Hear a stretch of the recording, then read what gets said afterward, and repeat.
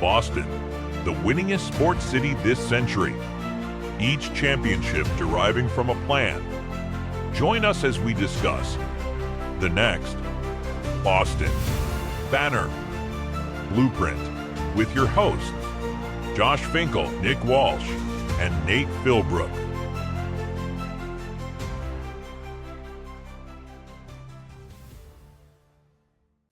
What's up, and welcome to this edition of the Boston Banner Blueprint. This is your boy Fink, and I'm here with Nate and Nick, breaking down all the latest Red Sox storylines.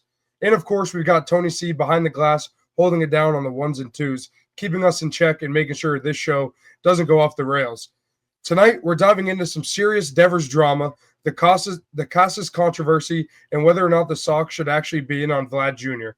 Plus, we've got some other things planned, along with Tony's 2-minute drill to close it out. No time to waste, but before we get into it, Nate, kick us off with where to find us. Absolutely. So, of course, we always like to start every episode with exactly where to find us, and that starts on Twitter/X at Boston Banner BP. Instagram, Facebook is Boston Banner Blueprint, and then same goes for Spotify, Apple, and YouTube at Boston Banner Blueprint. Like, subscribe, rates to 5 stars, retweet, post, share with your friends, family, so on and so forth. Let's just get rolling. There's lots of drama to talk about here in early February. Yeah, so jumping right into it, we're talking Rafael Devers. He had some things to say in the media, and we saw Red Sox Twitter kind of blow up and take it every which way they could. And then Casas hopped on the mic, and we know what happens when he does that. He always speaks his mind, and he definitely did that, so we'll dive into that. But staying with Devers here, Nate, I'm going to toss it to you. What was your initial reaction when you kind of saw everything for the first time? Why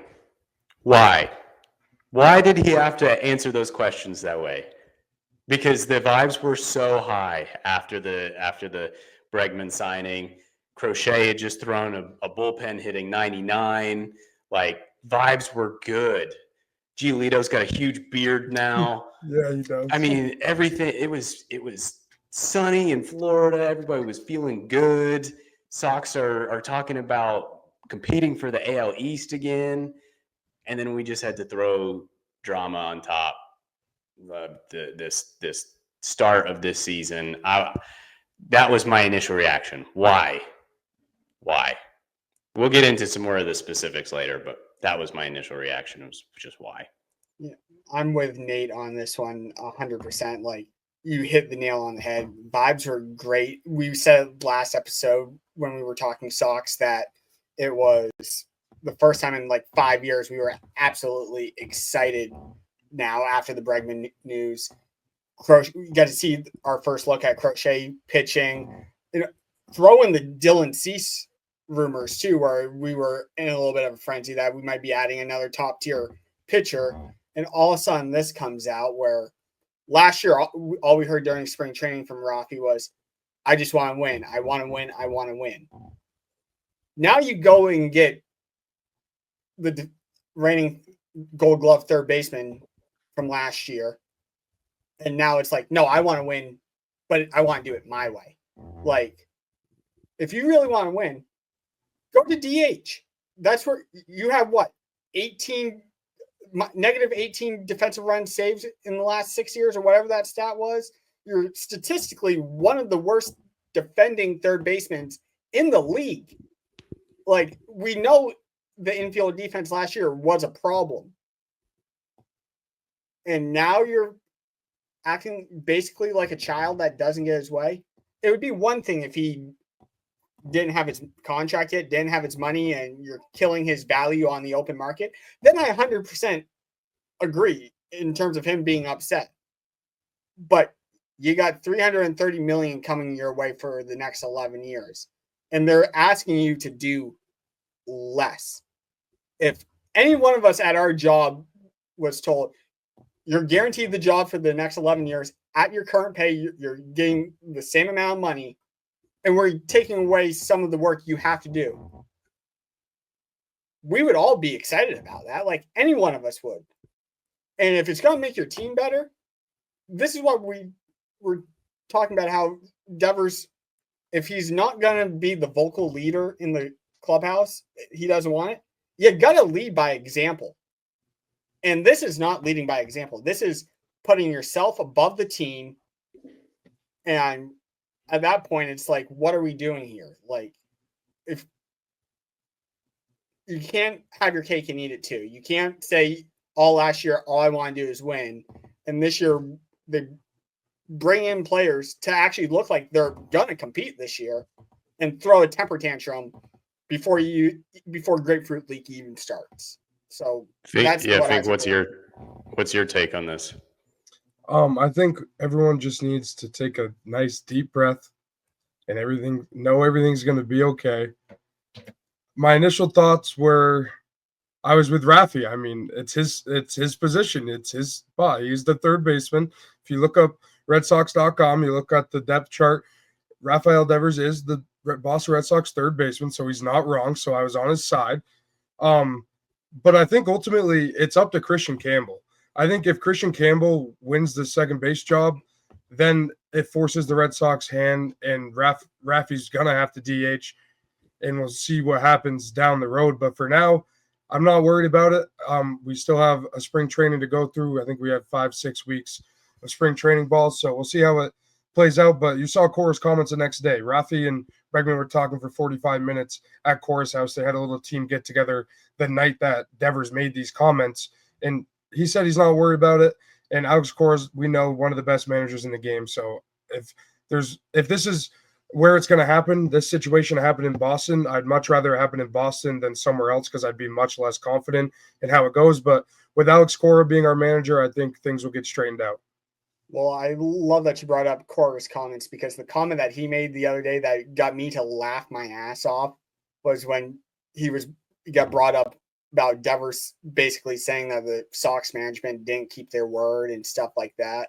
And all Cora says, yeah, the guy who made that promise is now in St. Louis. Like, that was the best response from Cora that you could have got. Like, 2 years later, everything is still Heim's problem.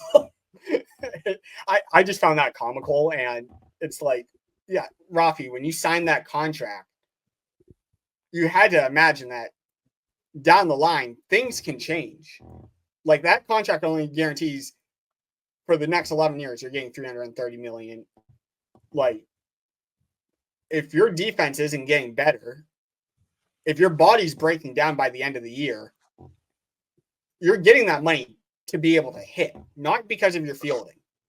So get your ass in the batter's box, get your ass in the dugout when the Sox take the field, and just worry about hitting the ball into the freaking bullpen when we needed you to, when Garrett Cole is on the mound in October.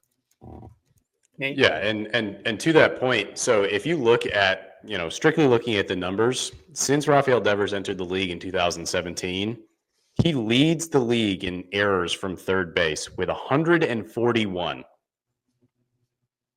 141. The next closest, Eugenio Suarez with 87. He's almost 60 errors ahead of the next closest in the league. You're not paying him $300+ million to field. And I understand the pride. He's a professional athlete. But of all places to not put up a stink about being the designated hitter, it's Boston. Because you saw a first ballot designated hitter be inducted into Cooperstown. That was what his bread and butter was, to your point, hitting bombs in the playoffs. And that's what we need Devers to do. And now the team is finally in position to be able to consistently get there between their youth and the players that they've signed.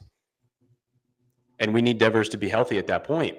He hasn't been able to stay healthy the last couple of years. And so take some time and be able to be there when the team needs you most and do what you're best at. So to your point of he was bitching and moaning over the last couple of off seasons, go out and spend the money, go out and improve this team. Well, guess what? They did it. And they replaced one of the worst positions on the team defensively with the guy that did it best in the league last year. And you're still bitching and moaning. So what do you talking want? Second base, right? You're talking about Emmanuel Valdez? I'm talking about Rafael Devers. Oh, sorry. I thought you were talking about Emmanuel Valdez. And on that, which we don't even need to talk about how hard the picture of him in that Pirates uniform went. I mean, it had no business being that cool. But anyway. 2019 Rafael Devers third base film Give it a look. Let me know. That was 6 years ago. Years ago.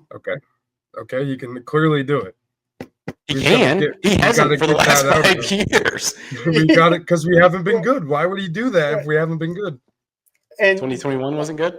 Oh, We went to the ALCS. I know. I was there. I went to a couple of those games. yeah, Then and you should know but better than anybody.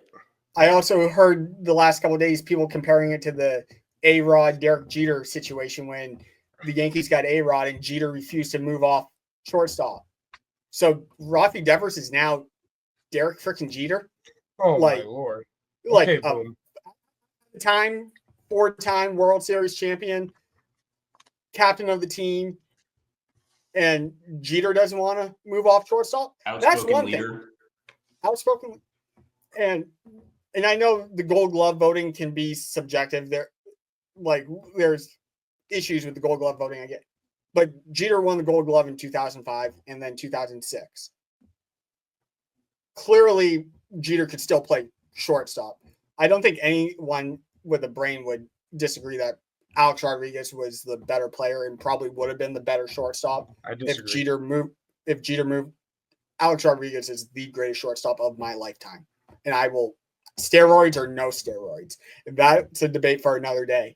But I could see the argument for the Jeter and A-Rod situation because maybe the Yankees do leave a World Series or two off the table if Jeter's playing second base and A-Rod shortstop. Maybe. We don't know. But again, Rafi Devers is not of that caliber, of a fielder, of a leader, of symbolic importance of an organization. Derek Jeter was the Yankees. Rafi Devers is the Red Sox right now because for the last 5 years, you had no one else. Like, I just don't know with him right now. Like, basically, if you don't want to be the leader, don't want to be the vocal leader, fine. But lead by example and put the team first. That's all we ask. And he can't even do that for not even until we get to the Northeastern scrimmage game in next week or whenever that freaking thing is. So if you can't even do that, like, what are we doing here? Like, I just don't know. I think if Rafi did steroids, he would be just as good as A-Rod was. Oh, I think so too. Like, Yeah. in terms Yeah, of so- hitting. That would be awesome. That would be pretty sweet. But Rafi, if you're listening, don't do that. Don't do steroids. Just don't get caught, Rafi. Yeah, that's half the battle. But so to your point of being, the outspoken leader, he said that he doesn't want to be that. But in terms of leading by example, this has been a discussion that we've had all offseason of, is Rafi going to move to DH?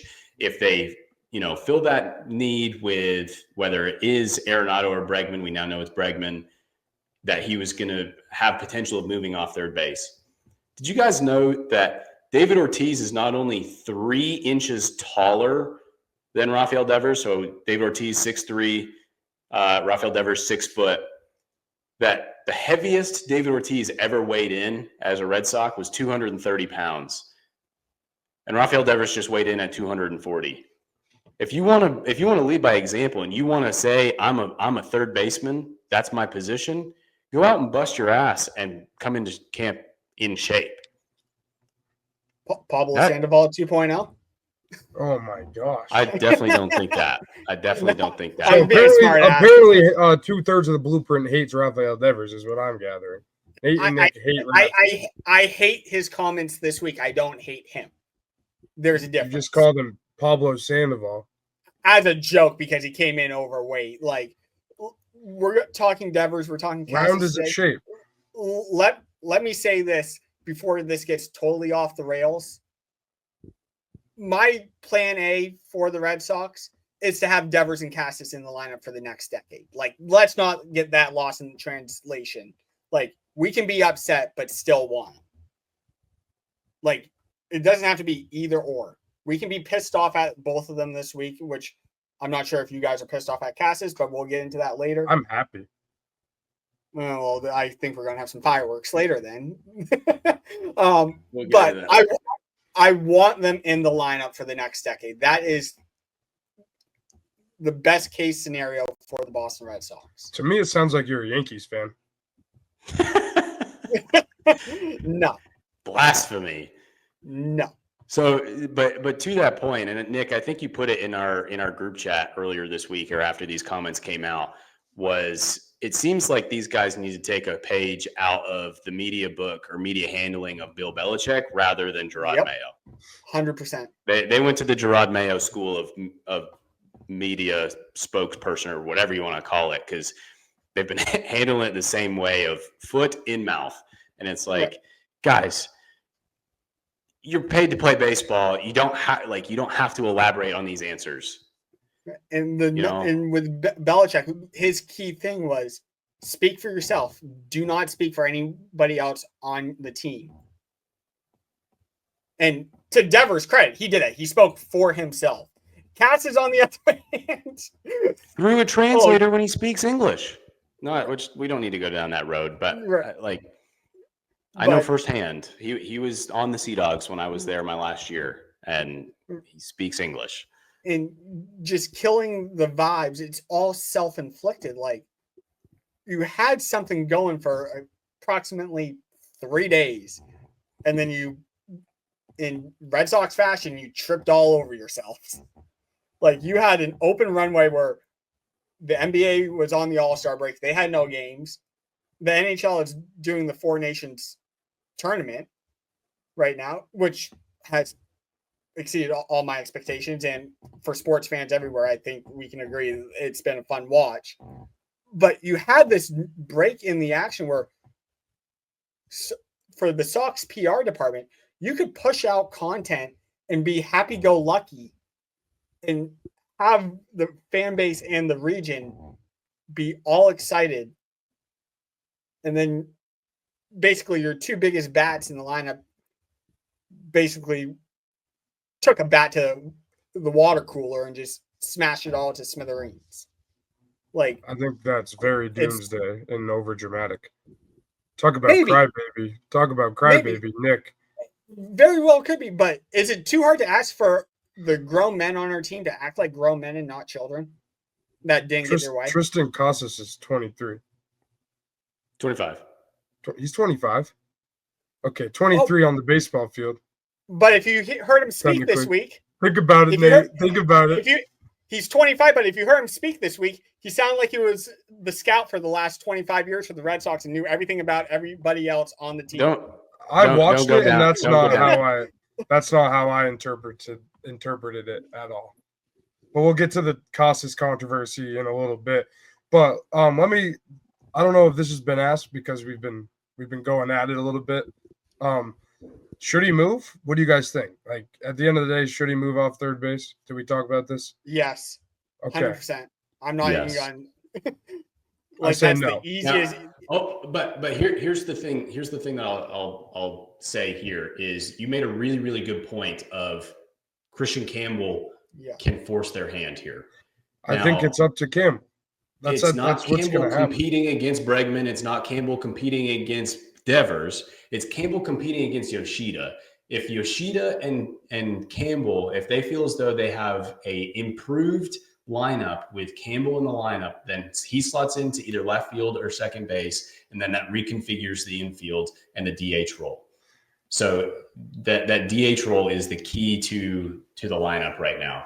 And so even Jeff Passan said it today on was it Baseball Tonight podcast that he was in Red Sox camp the last 3 days and they love them some Christian Campbell. That was his quote. So do I.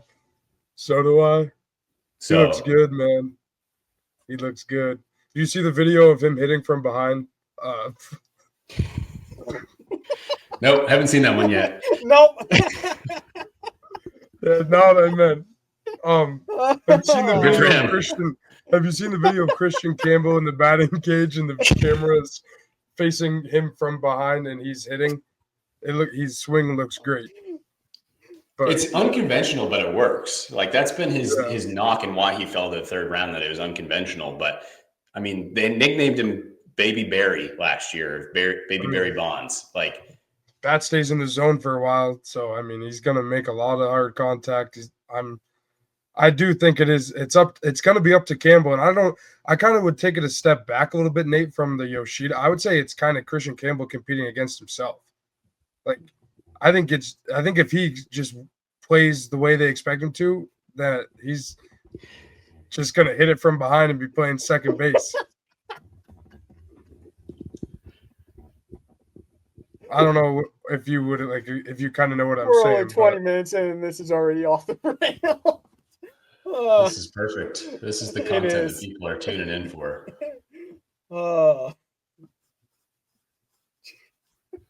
But that so in my last, this is going to be my more optimistic view, and this is going to certainly steer towards you, Fink, in terms of I don't think that this is a conversation we have a week from now.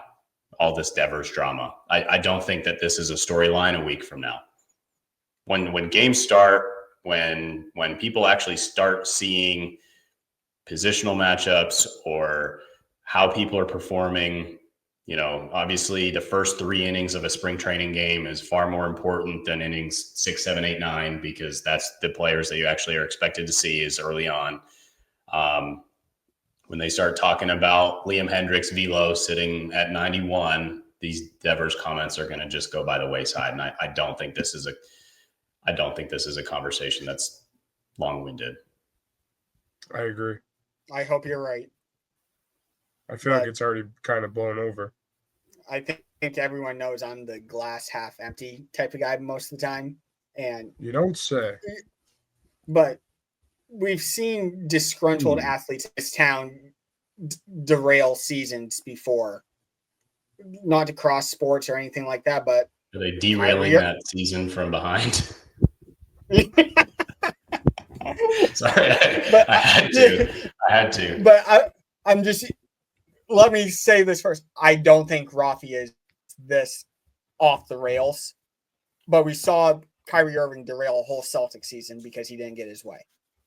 I'm just saying we've seen athletes ruin seasons for a team before when they don't get their way and they're not happy. And I know we joked around a couple weeks ago where we could see Devers going out to the Green Monster and taking a shit in the Monster in between innings like Manny Ramirez did. But being disgruntled and like he is this week, it's starting to give me the very beginnings of Manny Ramirez vibes where when Manny didn't get his way, he would go off the reservation for days. Where go back to the Netflix documentary last fall, we learned that during a big Red Sox-Yankee series in the regular season, he doesn't show up to batting practice. He misses the game because he's hanging out in the hotel bar with one of his buddies. Manny was known to mysteriously have a hamstring injury for a couple weeks whenever he didn't get his way. I just hope we're not going that route with Devers. Because again, you got 10 more years of this, and if he has no way out, if there's no options, no nothing like that. If he's disgruntled and he wants out, the only way this is going to work for him to get out is basically go the Jimmy Butler method and make it uncomfortable for the team and force the hand. And I don't want that to happen. Well, and here's what's different than that situation is in Cora, I trust. I think that Cora is among the elite player managers and not a player manager like Boone that has no backbone. But Cora is an elite player manager in this league. I mean, you even saw Mookie Betts. Mookie Betts hasn't been on the Red Sox since 2019, and he still tunes in to watch Red Sox games to support Alex Cora. He said that on a podcast earlier this week. I guess maybe we should reach out to Mookie about being on the Boston Banner Blueprint. But that's where the hope is that Cora is going to be able to be the leader of men that we all talk about, of leading this group out of this and positioning them for opening day. Go ahead, Fink. Yeah, and I'll also go off that Alex Bregman too. This is a reason you signed the guy. This guy's a proven winner. I'm sure he's gone through things like this before, and I think he will have he had good things to say to the media when it happened. Nick? Yeah, and I'm glad you brought up Bregman in this too, because talking about being a leader, Bregman right away showed the leader that he is, where he was asked about Devers' comments, and Bregman's response was, "I'll play wherever." That's the team first answer. That's how you lead by example, and that's how you be the vocal leader. Put the team first, and we've learned it since Little League. There's no I in team. Now, if you're There's an Kobe I Bryant, in win, though. I was about to say, if you pull the Kobe Bryant quote, there's an I in win. But baseball, it's an individual battle between the pitcher and hitter. We know that, but it's still a team game. You need all 9 guys in the field to be able to field their position. Devers doesn't do that as good as Bregman. That's not bashing Devers. That's just the simple truth. Eye test and numbers back that up. So if Devers truly wants to be all about winning, it means you're putting the team first and putting the team in the best position to win. And that is not with him at third base when you have a guy like Bregman right there. What's Bregman gonna say though when the media asks him that when it's his third day at the fort? Which I'm playing fucking third. He could pull his first baseman's idea and just give scouting reports on everybody else on the team. Well, that's not what Costa did. Again, we'll get into that. But another thing, so say Devers is the DH and he's hitting like absolute shit. What do? Put him back at third? Because he's a guy that said that he's a guy that like says he likes to play. Like guys like to play the field. They like if they have a rough at bat, they want to go play the field, make up for it in a different way, come back, have a clear head, go back up to the plate, do it again. Like guys like to have that reset. I think Rafi especially is one of those guys. I think you put him as a DH, he's going to be in his head way too much. Won't have the fielding to focus on. So, but if his body's breaking down by the end of the year for the 4th straight year, then he's not hitting and he's not fielding. So what do you do then? And then if we have that's a different conversation, I think. He hasn't had a sustained period in which he's been a bad hitter. Even when he had one shoulder, he still was the most feared bat in the Red Sox lineup. And so him not producing at the plate is not necessarily a concern of mine at this point. He's never proven otherwise. But he's always. I hear your point. It's a possibility, but that's not a concern of mine at this point. Particularly if we get to face Garrett Cole a few times this year. But so Nick, you gave what your answer would have been. My answer of if I was in the exact same shoes as Rafi would be, well, that's an Alex Corda decision. Period. That's an Alex Corda decision. Where do you want to play? Oh, that's an Alex Corda decision. I mean, it's pretty simple. That's then putting the weight of the conversation, the weight of the decision on the guy that it's actually his decision and that's in position to make that decision. And to your point, Nick, from earlier, Rafi, you have your money, you have your contract. It's not like your it's not like your Bogarts from a couple of years ago that, you fought to stay at shortstop because shortstops are paid so much better than second baseman. So I understand going into a contract year why you want to stay on shortstop. But Devers, you have your money, you have your security, you have your lineup. You've talked about wanting to win for the last several years. You're in position to do that. Just do what's best for the team. And ultimately, I think he will. Do what's best for the team. But I think that at third base. I think the comments are a little out of place. Yeah, I mean, I said it earlier. I love the comments. I would have said the same thing if they asked me those questions. I would have said I'm the third baseman. That's definitely what I would have said, and I would have been a little upset that they asked about my weight. I mean, you're a professional athlete. Your job is to be in the best physical shape that you can be. You're getting paid. No, I'm kidding. I would not have cared. You're getting paid $30 million a year to play a game. Keep your ass in shape. Yep. Ditto. Disagree. Luka Doncic. Luka Doncic, I'd still put in better shape than Rafi Devers. He weighs 30 more pounds than him. How much taller is he? Good point. 5 inches. Good point. Luka's only 6'5". He's He's a like point 6. guard. He's like 6'7". He's not 6'7". Do you want to put money on it? Ooh. Now we're getting into the good stuff. But even still, I mean, so that goes to my point of Ortiz 6'6". 6'3". So he's 10 pounds heavier and 6 inches taller. That I'm not concerned I'm not about. concerned about the weight. I think, I don't know. I'm getting a little worked up here about these Rafi comments. If he was a DH, I wouldn't worry about the weight either because all he has to do is hit. He doesn't have to be limber around the field. Then you better start worrying because he's playing third base for 162. And the other thing too is it's not necessarily just the errors, because if you look at the number of errors that he's made, it's decreased. However, his range and the balls that he's been able to get to has also decreased. So his outs above average being -9 last year, I think alone. Yeah, I think the last 6 years total was like -18 or whatever it ended up being.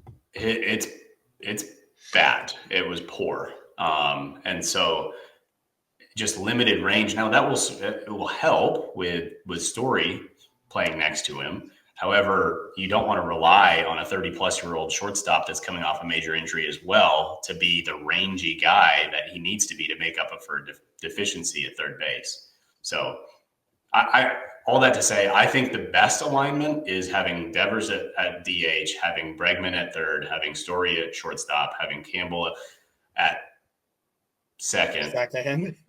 Well, I was debating there. Who's at first? Well, Cassis, but I was going to. Yeah, I was trying to decide between Campbell or Grissom at second, and the other one being in left field likely. Yeah, I was making a who's on first joke, but it went over your head. It's all right. It didn't. It just helped me finish that thought. Okay.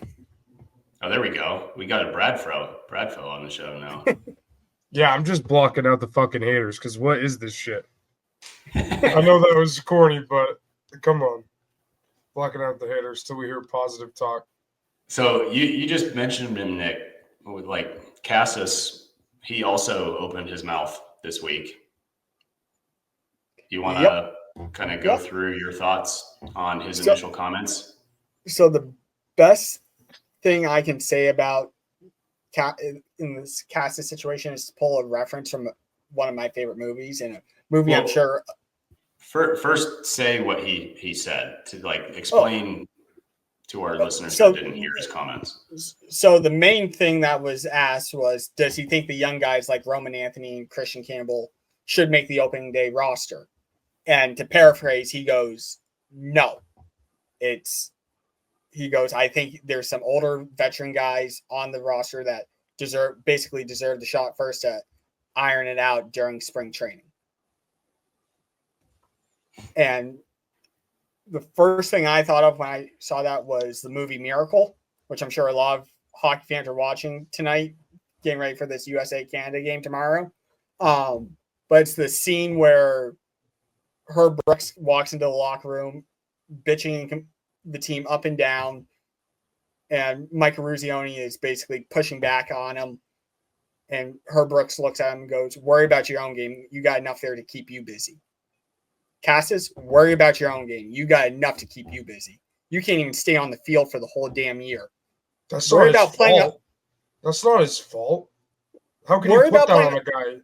Why am I going? Worry about playing 162 games before you start worrying about other people's positions. Not his fault. It's not so much the message that he gave. Like, I kind of agree that the veterans probably should get the first shot at winning these jobs. But it's the messenger.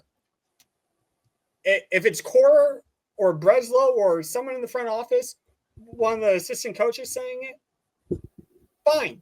Yes, absolutely. Like, I want leadership to give us some insight. But your 25-year-old first baseman who hasn't been able to play a full season to date should not be talking like he's the chief baseball officer of the Boston Red Sox. Like, to your point, Nate, what you said earlier, if you were Devers, what you would have said, it's an Alex Cora decision. If I'm Cassis and I'm asked that, that's above my pay grade. Like, go ask the guys making that decision. That's not mine. I'm here to play first base. I'm here to drive in runs, and I'm here to do whatever it takes to make the team win. I don't need to break down what Bregman can do at second base. I don't need to break down Devers at third base or Story at shortstop like he did. Worry about your own damn game. You got enough there to keep you busy. That's the one message I'm going to take away from what Cass has said. Or if you did want to go down that route and break it down a little bit, how about being an overly positive teammate and uplifting the guys that you're going to be playing next and saying, you know what, the front office this offseason has done a really good job of building out a very deep major league and major league ready position group. Yeah. Or there's a lot of guys that could be taking these spots, and they are, they're all in position to do well. And I think that's going to lead to some team success. Right. And like specifically about the younger guys, if you're asked that question, fine. You could have said, right now, I like the guys here that have experience, but if the young guys go out there this spring and bust their ass and light the world on fire, they deserve the shot to break camp. Don't just come out and say no. But the Casas talk, I mean, I think this is Nick. I think you saying he's got enough to worry about. I think that's a little drastic. I don't think you could put injuries on him. It's not like he doesn't do anything to my point was, it's not your decision to make. It's not your job to dictate. He's not making any decision. He was answering the question the way the media asked him. They asked for Triston Casas' input, which people do all the time. He's been an MLB correspondent for the All-Star game. Like, he is now a personality that we see in baseball because that's what people want to see. They went up to him. He answered the questions the way they were asked. He gave his honest opinion. That was it. He didn't say, he didn't really go that far into detail. He said, yes, we got some guys that we brought in to have some things to iron out, however he stated it. And he said he wouldn't start the big three in the MLB. Sure. That's it. That's the end of it. It's going to blow over just like the Rafi thing. He's not saying what needs to happen. He's giving his input like he was asked. That was it. That was my take on it. And I think we found out with these comments this week why we joke, but why we think the front office hates the guy and wants to trade him because of stuff like this. That's great. He also said he wants to stay here forever and hit in the middle of this order forever. So I would hate the guy too. But it's unnecessary. And like I said earlier, my dream scenario is Devers Casas in the middle of that order for the next decade. Like, I don't want that to get lost. But when you create unnecessary headlines and firestorms that we got Cora needing to put out and have to break glass and possibly calling David Ortiz to come in and tone it down a bit 3 days into spring training. Like, that's an issue. That's why it's a story. It's 3 days into spring training. If it's the middle of June and they're 5 games out of first place and changes need to be made or whatever, I understand you're defending your team. He wouldn't say that though. He wouldn't say no. He would say yes. I know for a fact he would say, yeah, bring him up. He would definitely say yes to that. I don't think you guy would keep saying no. Like, we say it all the time, takes can change. Like, you can change how you feel on something. The way it's 162 games, it's a long season. If this was the middle of spring training and he said it, I would care even less, I think. Like, once Casas hits 30 home runs before the All-Star break, everyone's going to shut the hell up and we'll be fine. And again, you saw this stark difference between leadership in that clubhouse. One from the 25-year-old kid and one from the 30-year-old free agent that just came in where I'll play anywhere. I'll do whatever it takes for the team to win. Like, if Casas said that, there's no issue. The vibes are still great and we're feeling wonderful this week. Well, where else is Casas going to play? They asked him about other guys. He's going to say, I'm talking about keeping his mouth shut, basically, and not causing headlines. I should rephrase that. Anything he said would have been a headline. It's the Boston media. Right, but you can still make it a good headline. You could do what Bregman did and say, I'm here to do what's best for the team. If Cora and Breslow feel like Rafi's better for the team at DH, fine. If they think he's great, better for the team at third base, also great. I think he's one of the best third basemen in the game, like you said. It's not the message, it's the messenger. It wasn't Cass's job to deliver that message. That is on Cora. That is on Breslow. What that message did he deliver, though? What did he say? Oh, breaking news, the Big Three is not starting today, opening day on the MLB roster. Did he say that? No, he gave his opinion. He didn't give a message or anything. He didn't say what's happening. He gave his opinion. Back to Belichick, about Belichick's motto to the media: speak for yourself. It's that simple. He did. And that's his opinion. He spoke on the rest of the team. Speak for yourself. He spoke about the team, but he didn't speak for the team. He spoke about Tristan Costa's opinion on the Big Three and what's going on right now and the guys they brought in. He didn't say XYZ is happening. This is what we're doing. Like, he gave his opinion. I don't see why this is such a big deal. Think if any of us went into our jobs tomorrow and we were asked the question, what would you do X, Y, and Z, and it's your boss's decision, you give your take. Do you think your bosses are going to be a little pissed off at you? Yes. I hope not. I probably wouldn't work there. I think input and communication makes everything go better. And again, that's not what he did. He gave his input. He didn't say, this is what I want. This is like, he just said, this is what I think. And this, he didn't, I just think this is a little ridiculous. The Casa stuff, I'm a lot less irritated about. And I do think that even more so than the Rafi situation, that this is just the consequence of being so early in camp and having so little stuff to talk about at this point. I think when games start, and, I think that when Roman Anthony comes up and is a superstar, or Christian Campbell comes up and even if it is on opening day, that I don't see any reason that this is going to be a topic of conversation. I think it's purely just based off of the time of the year that we are in the baseball calendar. And also winning solves everything. I think you know what time it is. Let's get a little updated score for everyone at home. The current scoring is 2 from Nick, -1 from Finn, and -1 from Nate. This is my show. I make the rules. So you know what? That's the way it goes. I hope now you guys got a favorite Halloween candy by chance? Reese's.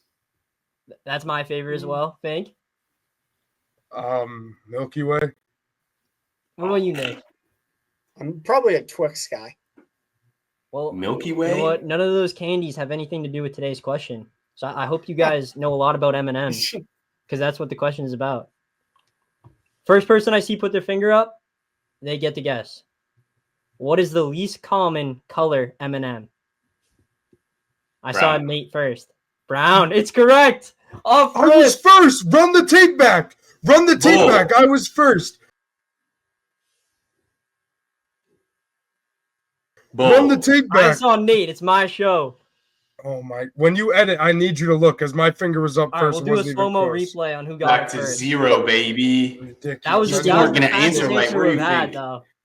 And Fink is in last place. Fink is in sole possession of last place. Well, if we're keeping track of points on takes, you would be last too. Fink, you weren't even going to give the right answer, were you? I was going to say red. Boom! So it doesn't even matter. It's just ridiculous. My finger was up first. No, roll it back. I said it was winning time, and you didn't believe me. That's ridiculous. I might not get a point. He's gonna subtract a point from me if I said my finger was up and it wasn't. I'm probably gonna be at -2 on Monday. I guess I think I'm all Costas down. The red is the sexy one. Yeah, in all the commercials, that's the one that's flaunting That's the least common. But to finish off the Costas thing, just to go off of what you said, Nate. I don't think it's a conversation if in May Roman Anthony's up, Campbell is up, and they're hitting the cover off the ball, and the Sox are off to a hot start. Again, winning solves everything. If they go out and win, no one is going to remember this. But if you're sitting there April 25th, 4 games out of first place already, Devers has 3 or 4 errors in April, the rumblings will be there. Like it's going to be a story again. In April, yeah. If they come out cold, if they come out cold, it's a story. I almost would rather them come out cold than hot. Not if you want these rumblings to go away. You want them to come out, hit the cover off the ball, field well. If you're sitting there on April 25th, or I'm just throwing out an arbitrary date, but if you're 14-8, Devers hitting the cover off the ball, playing solid third base, no one will care at that point. But if they're sitting there at 8-14 and Devers is hitting a 210 and letting everything go by him at third base, yeah, that conversation is still going to be there. Winning solves everything and it puts all this to bed. So if they can go out there and just show up on the field, that's the best case. We know better on the Boston Banner Blueprint podcast to react to April baseball games. But I'm just talking about the narrative in this story. That's all you do is push a negative narrative. It's literally your favorite thing to do. Negative narrative, Nick. Well, don't give me a reason to be negative. They did this week. You're kind of talking yourself into being negative, especially with Casas. So that one just went up my tailpipe. It did. Like, I can't. Like, how it derailed you up your tailpipe from behind. Hey, so I'm not gonna lie, I missed that comment. My Siri keeps coming on, so I don't know what's going on. I don't know what I'm saying to make Siri turn on. I did hear tailpipe though, I think, so I might figure it out. Like, it's just so easy just to.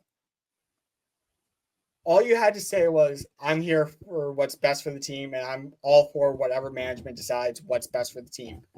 How hard is it to say that? Like, why do you want him to be a robot? I'm glad my franchise first baseman's not a robot, personally. Glad he has a personality. Glad he's not a robot.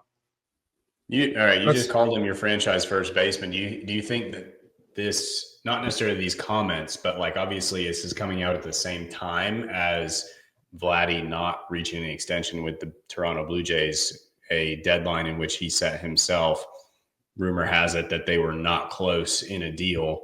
So do you think that, like, do we really think that Vladdy on a $35 to $45 million a year deal for the next 10 years is better than Casas, or that much better than Casas?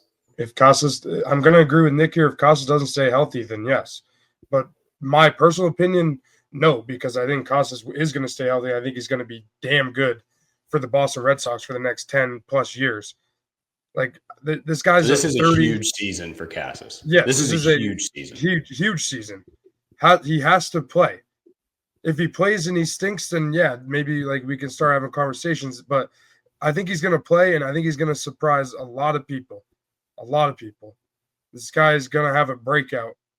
Absolute breakout season. I'm thinking 35 or more tanks. I don't know the average. I don't really care about average personally, but I mean, I care, but like if it's like 220, I care, but but now my really concern with the Vladdy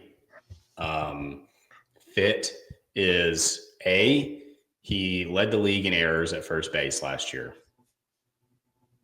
That's kind of hard to do at first base. Like, you don't get many opportunities for errors, but you're involved in lots of plays, but if you simply just don't catch the ball, it's difficult. But he led the league in errors at first base, which then at 25 years old, which then tells me as a 26-year-old free agent, he's going to get a very large paycheck $400-500 million, something like that. I think Ortiz Nick, said today Ortiz said today or yesterday that he expects Vlad to get like 560 over 13. And so if that's the case, I mean, he's another guy that screams to me a future DH. And so if we're already talking about that, that's an in-house guy in Devers, that regardless of whether it's this season, next season, or 3 years down the line, if we're paying two guys over $30 million that are both destined for DH, I see an issue there. I love Vladdy the player and the bat, but I see the fit for Casas at first base a lot better than I see, like long-term, than I do for Vladdy. What are y'all's takes there? So that you took the words out of my mouth, Nate. I think Vladdy does profile as a DH for the Boston Red Sox, and I'll tell you why. It's only if this Raffy thing goes down the shitter. I think they move him to Toronto, bring Vladdy in, obviously Raffy and some other things maybe, but I think they trade for Vladdy if it goes down the shitter, and Raffy's the piece because I think Casas is the first baseman. That's what I would do. Wow, so you're saying trade Rafael Devers to Toronto? Yeah, if it goes down the shitter. Was I lagging? No, but I thought I was the negative one. Holy shit. I said if it goes down the shitter. I said if it goes down the shitter, which I don't think it's going to. I've said that. But if it does, then he clearly doesn't want to be here. He said it in the media. Like he was very non-committal on if he would ask out or not. So if it does go down the shitter, he's playing like shit down the shitter from behind, then yes, I would move off Raffy. I would bring in just as good of a bat, if not better. He would be my DH, and Casas stays at first. Because then you're only paying one guy the 30+ million, and Casas is a lot more attractive with how much he makes and how much control he has left, instead of having the two DHs. That is a very hot take. It is a hot take, but he does. I have to give Fink a little bit of credit. He does hit on an important part that we know with this ownership, the money aspect. Are they really going to have two guys there making over $300 million to be profile as a DH? You got to pick one or the other. Plus the Bregman money, plus the Crochet extension coming. Yeah, but Bregman and Crochet are a little different in this scenario because Bregman has versatility and it's a short-term deal. Crochet's obviously the pitcher. With Vladdy and Devers, the only thing that I will push back on, I don't think they trade Devers if they went this route in the division. I think they make some sort of package to Toronto, or they wait out the year, get through this year, sign him in free agency, and then you trade Devers to the highest bidder somewhere else outside of the division. I don't think you're trading Devers to Toronto. But to Fink's point, if you envision Vlad Jr. Perky, holy hell! If we had Skeens and Crochet at the top of our lineup from behind, and then Casas and Vladdy and Bregman. Oh my god! Talk about behinds. Vladdy's behind. Yeah, I don't want to steal somebody else's content. But I'm gonna say I do not like envision this happening. I don't think Vladdy shits the bed. I think the Red Sox are going to be very competitive. And I'm going to say it. Nate said it. I do not care. I care about April baseball. Like, I'm going to watch it, but I don't care really about the product at all. It's pretty much spring training. My whole point was that the narrative of what's going on right now would resurface. Like, is it a big deal in the grand scheme of the 162 games? No. But if you want this storyline to go to bed and be done with, them getting off to a cold start does not do it. It's going to go to bed the first barehanded play Raffy makes in the camp. And then I agree there. As soon as he hits a tank off of some AA pitcher, it's going to go away. As soon as he just packs a hog and he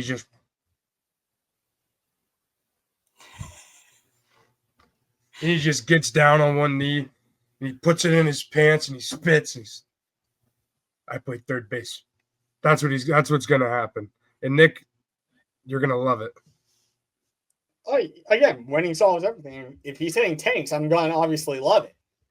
He's going to be hitting tanks. I'll tell you that for free. Again, because we pay him for his bat. I don't want to see him in the field if I don't have Wait, to. I thought we were paying him for his glove. We're paying him for his bat? If we're paying for his glove, we're not paying you for the player you used to be. We're paying you for the player you are now. And the player he is now is supposed to be a DH. An all-star third baseman is what he is, actually. Because of his bat.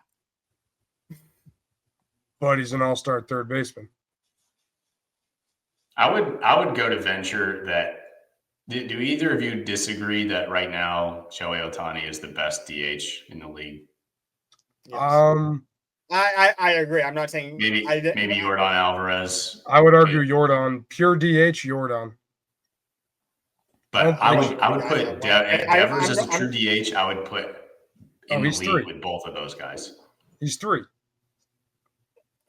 I think he's just as good as Yordan, honestly. So he's better than Shohei. He's better than Shohei, actually. Huh. And they're all lefty. Lefties, I actually love lefties. Their swing is just so pretty. So pretty. Yeah, lefties are awesome, man. And we're about to see a couple of real nice left-handed swings come up through the system with Marcelo and Roman.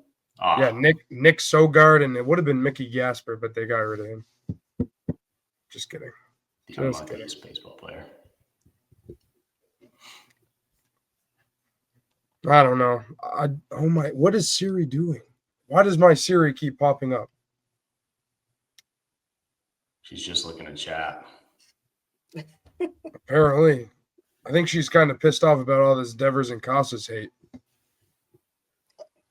Again, my dream scenario is they're your 2-3 or 2-4 hitters for the next decade. Your dream scenario is that plus having 2 all-star backups behind them. That's your dream scenario. No, I'll come off and say, can they just not cause unnecessary headlines? But then what would we have to talk about? But then we have to talk about? It's self-serving at this point. Right. I really do think it's just because of Boston. I just think it's because of Boston. I think if this was said in Seattle, it has no smoke. It's just because it's Boston. It is in Boston. And who has it better than us? Who has it better than us? If our first baseman says these things and it causes this much of a riff-raff, good. Who's got it better than us? That's how much the people care. Good. It's good. It's good content for us. Absolutely. I'm not complaining about that. We get to bitch and moan and talk about it. But again, our thing is winning and don't bring in unnecessary distractions. And that's what this did this week. I think you're giving it this week. You're not giving it enough credit that Rafi does have a championship ring. Just saying. Thanks to JD Martinez, Mookie Betts, Chris Sale. Just saying. I'm just saying he has a ring. I'm not saying he was a big factor, but he does have a ring. Trent Dilfer has a Super Bowl ring too. But that's exactly what I'm looking for out of the guys of Roman Anthony, of Marcelo Meyer, of Christian Campbell this year is to be the Rafi of 2018 is you have these other pieces around that you don't need them to be superstars. They can develop into that. But as long as they're solid, serviceable MLB players, we're good. Go ahead, Fink. I think it's perfect time for one of our favorite segments on the Boston Banner Blueprint podcast. Nick, I hope you've been preparing the last 1 hour, 2 minutes, and 35 seconds because it is time for Walsh's Vault. If you are new here, Walsh's Vault is just Nick taking a trip down memory lane of any Red Sox game that comes to mind, and he's going to walk us through it. So, Nick, take it away.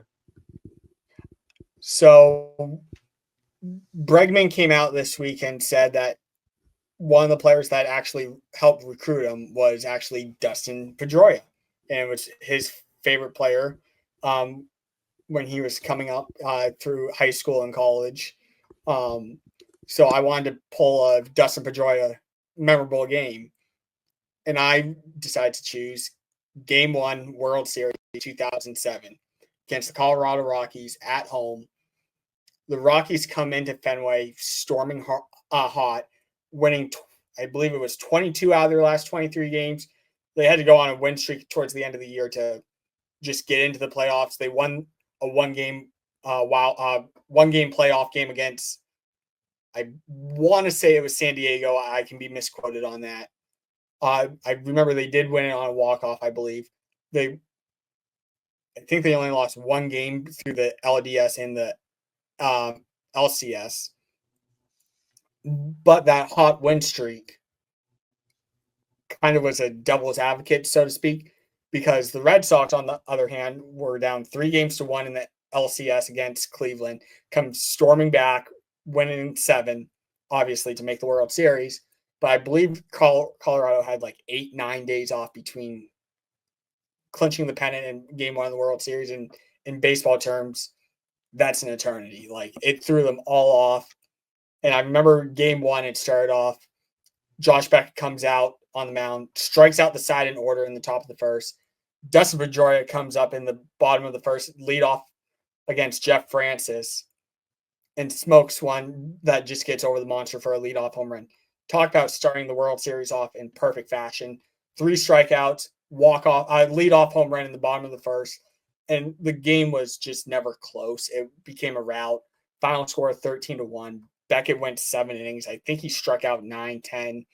But the legend of that game was 2 games later, before Game 3, out in Denver, Colorado, Dustin Pedroia, 5'6", 5'7", AL Rookie of the Year, shows up to Coors Field, and the security guard doesn't let him in. Doesn't believe he's a player. And he's holding him there, and Pedroia would not let him in. And what this became famous for was Pedroia finally looked at the security guard and basically said, "Do you know who Jeff Francis is?" The security guard goes, "Yeah, our ace, the guy that pitched Game 1. He goes, "Why don't you go ask Jeff Francis who the hell you think I am?" And he didn't say hell, but he said, "You can put it together." And finally, I believe it was Francona that came walking by and basically vouched for Pedroia to get let into the stadium. So Pedroia leading off the Game 1 of the World Series with a home run, winning AL Rookie of the Year, but still couldn't get into the stadium to play a World Series game. So that was my Walsh's Vault, Game 1, 2007 against Colorado for the Dustin Pedroia leadoff home run of the World Series. I know you were maybe 2 months old during that. Yeah, I could not tell you. But I'm going to be 22 years old during our next World Series run. I can tell you that for free. But I think that was a great way to bring us into our closing thoughts. So, Nate, your closing thoughts. Yeah, so my closing thought as we're wrapping up and getting closer to spring training games is going to be for our listeners to be on the lookout for the ABS system, the automatic balls and strikes system, being implemented in Major League games for spring training. It's been implemented in the minors all the way up to AAA for the last couple of years, very prominent last year. As we all know, I'm a very pro umpire co-host here, and I am not a fan of this automatic balls and strikes system. I think it takes a huge human element out of the game. I'm in fact not a advocate for any of the technology that we have in baseball. I believe that these are professional athletes that should be preparing and basically learning the game outside of the game in order to beat the opponent, simply be better. And so that's something that I'm going to be looking for as a lot of these major league guys are going to be looking to the ABS system for the first time. And something that I certainly am not looking forward to being implemented at the major league level, because we've done all this work over the last couple of years of speeding the game up, and let's throw a couple of more challenges in the game there to slow things back down and just talk about the minutia. It's not being used to take away the obvious calls in which it should be. It's being used at a tenth of an inch to take a strike into a ball or a ball into a strike. So that's my closing thought for this spring training esque episode. I know it's closing thought, but can I have a rebuttal on that before I give mine? I hear you. I agree with you. But one of the announcements today about the ABS system that came out was if they implement this and bring it full time, they're going to take away the animated strike zone on the TV production broadcast. You won't have the white little square box for the strike zone as a viewer. Good. So I had not heard that, and I right. do know that that's been in negotiation, so that's good. Right. So my thought process is if you don't have that little white box and you're getting maybe 2-3 challenges a game, is it going to actually serve better for umpires behind the plate where you're not having every single pitch dissected? You're having a couple here, there per game, and it could actually end up proving you right sometimes because challenges could prove that the umpire was right. So really you have only a handful of these instances per game instead of 150 pitches per team, 300 pitches a game, where the person sitting at home on their couch has that little white box that doesn't take into account that the hitter up is 6'3" and the next guy behind him is 5'10", and it doesn't really adjust because the strike zone adjusts for every individual hitter. So does it actually help umpires in terms of public perception? I hope so. They deserve a lot more credit than they get. Yeah. So that wasn't really my final thought. That was because you brought it up. That sparked my thought process. My final thought is, again, just to echo the messages from two of the most successful coaches in American sports history, Bill Belichick and Herb Brooks. Do your job, speak for yourself, and worry about your own game. That's what I'm taking out of this week. Is those two coaches are two of the best to ever do what they do. Completely successful with those philosophies. It served them well. And I think players on the Red Sox, it would go a long way if they tried to channel that a little bit more. I'm not saying be robots like the phrase Fink said earlier, but don't cause unnecessary headlines. And yeah, do your job. We've said for 20 years as Patriots fans, but it's really that simple. Do your job and show up to work every day and speak for yourself. Yeah, for me, my final thought is pretty much the same that it's been is let's just play some baseball. Really excited to see this edition of the Boston Red Sox play. I'm not worried about Devers, not worried about Casas at all. I think it's going to blow over, like Nate said a few times. And my message would be just keep being yourselves. If that's how they want to handle it, I'm sure front office, Cora, they'll take care of it. But until that happens, keep being yourself. Say what you want to say. Let's play baseball. Let's have some fun. So on that note, episode 11 of the Boston Banner Blueprint podcast is concluded, and we are signing off. Peace.